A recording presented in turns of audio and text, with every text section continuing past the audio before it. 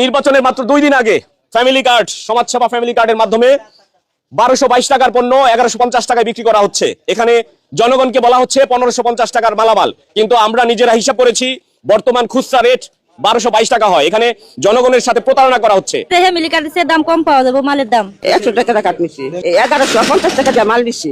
মালের দাম নেগা বেশি, বাস্তবায়ন দিয়ে দাম বেশি। আরো 6 মাস পরে স্মার্ট কার্ড করে দিব। তারা জনগণের সাথে প্রতারণা করতেছে। বিএনপি ফ্যামিলি কার্ডের কত শূন্য পরে এই কার্ডটা করছে 100 টাকা। আমরা কাটছি জানতে না, এই কথাই কইছি। তারা বলছে 1550 টাকা মূল্য, এখানে মালের দাগ 1150 টাকা।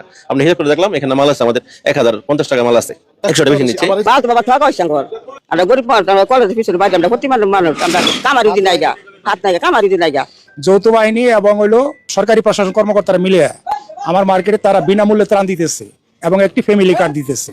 পরবর্তীতে জানি তারা আবার বিনামূল্যে সংগ্রহ করতে পারে কার্ড দিয়ে। আমি এইটা জানি 8 সেকেন্ড দেখার জন্য এখানে এসে দেখি তারা টাকা নিতেছে। এটা ত্রাণ, যেহেতু ত্রাণ বিনামূল্যে হয়, ত্রাণ কোনদিন টাকার বিনিময়ে হয় না। আমি মনে করি ত্রাণ যদি দিয়ে থাকে, টাকা নিয়ে থাকে, তাহলে